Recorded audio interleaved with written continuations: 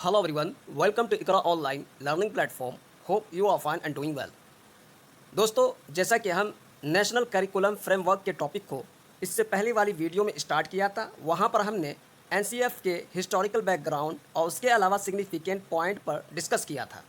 अगर आप मेरी उस वीडियो को नहीं देखे हैं तो चैनल के प्लेलिस्ट में जाएं, वहाँ पर आपको वो वीडियो मिल जाएगी। तो टॉपिक को आगे बढ़ाते हुए आज के वीडियो में नेशनल करिकुलम फ्रेमवर्क के की कंपोनेंट्स यानी अहम अनासिर को कवर करने की कोशिश की जाएगी। So without wasting more time let me start today's topic educational objectives यानी तालीमी मकासद। तो गाइस, एजुकेशनल ऑब्जेक्टिव्स के अंदर हमने 3 इंपॉर्टेंट पॉइंट को मेंशन किया है। पहला है हॉलिस्टिक डेवलपमेंट, यानी कि बच्चों का हमागीर नशोनुमा, यानी बच्चों का जहनी, जज्बाती, जिस्मानी और मुआशरती पहलू समेत हमागीर नशोनुमा पर तवज्जो मरकूज़ करना, यानी कि कॉग्निटिव, इमोशनल, फिजिकल और सोशल एस्पेक्ट समेत बच्चों का ओवरऑल डेवलपमेंट पर एम्फसाइज करना। And the next, critical thinking and creativity, यानी कि किसी भी चीज़ को आंख बंद करके एक्सेप्ट कर लेना, मान लेना, ये नहीं होना चाहिए। यानी कि किसी भी चीज़ को एक्सेप्ट करने से पहले, कबूल करने से पहले सोचना चाहिए, विचार करना चाहिए, तफ्तीश और जांच और पड़ताल करना चाहिए, तब जाकर किसी चीज़ को एक्सेप्ट करना चाहिए। इसी के साथ साथ क्रिएटिविटी, यानी किसी भी चीज़ को पैदा करने की सलाहियत को बच्चे के अंदर प्रमोट करना और डेवलप करना।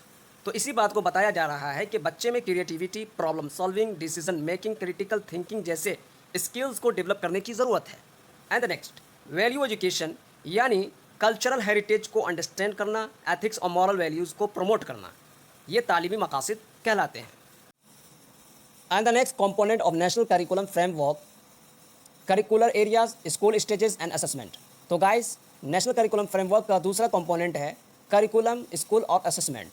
तो करिकुलम एरियाज़ में की सब्जेक्ट और थीम को स्पेसिफाई किया जाता है, यानी language, mathematics, science, social science, arts और फिजिकल एजुकेशन जैसे सब्जेक्ट को स्पेसिफाई करने की बात होती है। And the next, school stages, यानी कि अर्ली चाइल्डहुड से डिफरेंट एजुकेशनल स्टेजेस को आउटलाइन करना। इसी के साथ साथ डिटेलिंग अप्रोप्रिएट लर्निंग ऑब्जेक्टिव्स और मेथड को भी आउटलाइन करने की बात होती है। एंड द नेक्स्ट, असेसमेंट, यानी कि बच्चों का कंटिन्यूअस कॉम्प्रिहेंसिव इवैल्यूएशन और असेसमेंट की बात होती है, यानी कि बच्चों का मुसलसल क्या है, इवैल्यूएशन और असेसमेंट किया जाना चाहिए। और इसमें दोनों तरह के असेसमेंट शामिल हैं, चाहे वो फॉर्मेटिव हो या समेटिव हो। और इन असेसमेंट और इवैल्यूएशन के पीछे का मकसद होता है लर्निंग को सपोर्ट करना और फीडबैक प्रोवाइड करना। And the next, pedagogical approaches. तो गाइज, अब यहाँ पर तीसरा कंपोनेंट नेशनल करिकुलम फ्रेमवर्क का है कि बच्चों को पढ़ाने के तरीके और नुक्ते नज़र क्या होनी चाहिए। तो यहाँ पर 3 चीज़ों को मेंशन किया जा रहा है, यानी 3 अप्रोचेस को। पहला है चाइल्ड सेंटर लर्निंग, यानी कि बच्चों को मरकज़ बनाकर एजुकेशनल प्रोसेस को परफॉर्म करना चाहिए, यानी कि एक्टिव और एक्सपेरिमेंटल लर्निंग पर एम्फसाइज करना, जहाँ पर बच्चों को सेंटर पर रखकर एजुकेशनल प्रोसेस को अंजाम दिया जाना है। And the next, constructive approach, यानी कि लर्निंग को इनकरेज करना। कैसे? एक्सप्लोरेशन, इंक्वायरी और हैंड्स ऑन एक्टिविटीज़ के जरिए लर्निंग को इनकरेज करना। इंक्लूसिव एजुकेशन, यानी यहाँ पर यह बात को इंश्योर कराया जाता है कि एजुकेशनल प्रैक्टिसेस इंक्लूसिव होनी चाहिए, यानी कि तमाम बच्चों को साथ लेकर चलने की बात की जा रही है। और इसी के साथ साथ जो डिसेबल्ड बच्चे हैं, यानी जो माजूर बच्चे हैं या मार्जिनलाइज कम्युनिटीज़ से आए हैं, यानी पसमानदा तबके से बिलोंग करने वाले बच्चों के ज़रूरियात को कैटर करना, ये भी क्या है, इंक्लूसिव एजुकेशन का पार्ट है। And the next component of NCF is integration of life skills and ICT. तो गाइस, नेशनल करिकुलम फ्रेमवर्क का एक कंपोनेंट है लाइफ स्किल और आईसीटी को इंटीग्रेट करना, यानी कि लाइफ स्किल एजुकेशन को इंटीग्रेट करना। सिलेबस में बच्चों को लाइफ स्किल एजुकेशन प्रोवाइड करना ज़रूरी है, ताकि रोज़मर्रा के चैलेंजेस, एवरीडे चैलेंजेस जो वो फेस करते हैं, उससे क्या है, वो निपट सके। तो इसके लिए बच्चों को लाइफ स्किल एजुकेशन प्रोवाइड करने की ज़रूरत है, और इसी के साथ साथ ताकि वो एक रिस्पॉन्सिबल सिटीजन्स भी बन सके।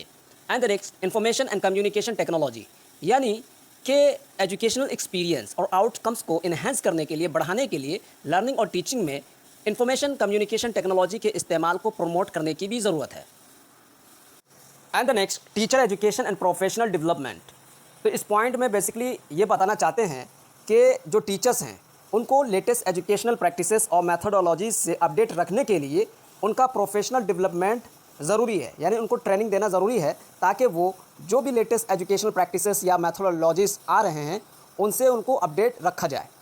And the next, capacity building, यानी कि चाइल्ड सेंटर्ड और एक्टिविटी बेस्ड लर्निंग को इम्प्लीमेंट करने के लिए टीचर को काबिल बनाना, टीचर के कैपेबिलिटीज़ को डेवलप करने की भी ज़रूरत है। And the next component is environmental education. तो गाइस नेशनल करिकुलम फ्रेमवर्क का एक कंपोनेंट है इन्वायरमेंटल एजुकेशन, यानी कि सस्टेनेबल डेवलपमेंट के लिए एक्शन और अवेयरनेस को फोस्टर करने के लिए इन्वायरमेंटल एजुकेशन को करिकुलम में इनकॉर्पोरेट करना। And the next practical engagement, यानी सस्टेनेबिलिटी और इन्वायरमेंटल कंजर्वेशन से रिलेटेड प्रोजेक्ट और हैंड्स ऑन एक्टिविटीज़ को इनकरेज करना। And the next cultural integration, यानी कि इंडिया के कल्चरल डाइवर्सिटी और हेरिटेज के लिए अप्रिसिएशन और अंडरस्टैंडिंग को प्रमोट करना। And the next local knowledge, यानी कि लोकल और इंडिजिनस नॉलेज सिस्टम को करिकुलम में शामिल करने के लिए इनकरेज करना, यानी कि जो भी लोकल और इंडिजिनस नॉलेज सिस्टम है उसको सिलेबस का करिकुलम का पार्ट बनाना। तो गाइज़ ये नेशनल करिकुलम फ्रेमवर्क के कुछ इंपॉर्टेंट और सिग्निफिकेंट कंपोनेंट्स हैं जिसको हमने आज के लेक्चर में कवर किया है। तो गाइज़ नेक्स्ट वीडियो में जो लेटेस्ट डेवलपमेंट है नेशनल करिकुलम फ्रेमवर्क के रिगार्डिंग उन तमाम चीज़ों को अगली वीडियो में कवर करने की कोशिश करेंगे। वीडियो को यहीं पर एंड करते हैं और गाइज़ वीडियो अच्छी लगी हो तो लाइक करें और ज़्यादा से ज़्यादा अपने साथियों और दोस्तों के साथ शेयर करें और सब्सक्राइब करें। Till then take care, thank you very much, bye bye.